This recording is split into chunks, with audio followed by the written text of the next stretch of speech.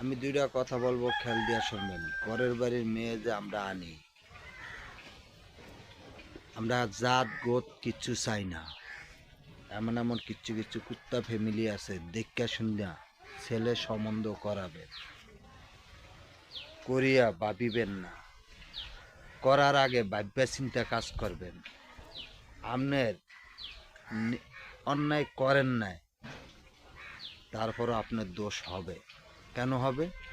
আপনি জাত চাইয়া আনেন নাই, কুত্তা জাতের মধ্যে পড়ছেন, আর কুত্তা ফ্যামিলির মধ্যে পড়ছেন। ওর কোনো ইজ্জত নাই, ওর কোনো মান ইজ্জত নাই, ওর কোনো ভিতরে সমাজই নেই। ওই সমাজ কেরে কয় হয় চিনে না। আর যারা সমাজ চিনে তারা মুখ অফ করে রাখে, কেন লজ্জার দরে।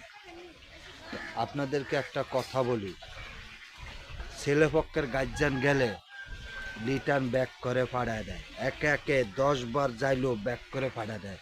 ছেলে যদি যায়, ছেলেরে বলে কি, তুই যদি আমার বাড়ির ঘর জামাই থাকস তাহলে তোর কাছে মেয়ে দিব, আর না হলে মেয়ে তোর কাছে দিব না। না হলে মেয়ে লিয়া ঢাকা চিটাগান যাবি, তাইলে মেয়ে তোর ভাত খাইব, তাহলে খাইব না। এ বেটা, ছেলেটা কি তুই জন্ম দিছ?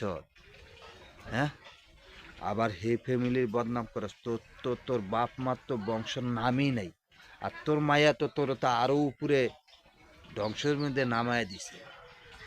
তোর মায়ার খেসালো, তোর খেসালো তুই ভোগ করবি। পরের ফলায় কেন তোকে কথা ভোগ করতে যাইব রে? এই ভিডিওটা যদি তোদের কাছে যাইয়া থাকে, তাহলে আমি যে কথাটা যে কইছি মগজে নিবি। আমি আল্লাহর রহমতে বাড়িতে আসবো, আইসা তোগুলোকে আমি বোঝাশোনা করব। দর্শক ভাইয়েরা, আপনাদের কাছে আমি কথাটা জানাইছিলাম, পরবর্তীতে এই যে কথার বেশটা যে ছাড়ছি, এটার ভিডিওটা আপনারা পাইবেন ইনশাআল্লাহ, আমি বলে দিলাম।